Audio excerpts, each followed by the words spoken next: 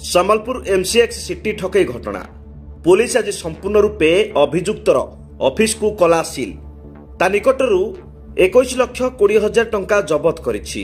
2014 रु 2023 मसीहा पर्यंत लोकंकु स्टॉक मार्केट रे इन्वेस्ट करुथवा नै लोकंकु ठकी तांको ठारू मोटा अंकरे टंका आनी निजे रखिथिले।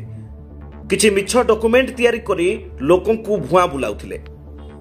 प्रत्येक दिन नुआ लोकंकु निज कंपनी रो आळ करी तांको ठारू टंका आनी पुराना लोकंकु किछि किछि टंका देउथिले।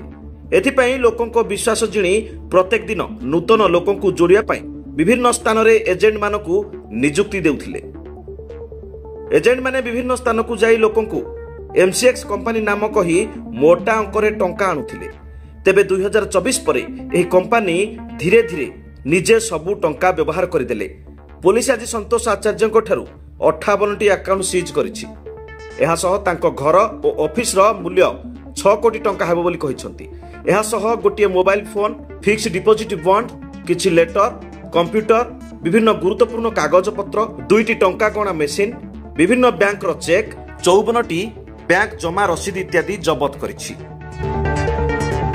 सम्बलपुर रमाकांत विश्वालଙ୍କ रिपोर्ट, ओडिशा सिटी न्यूज।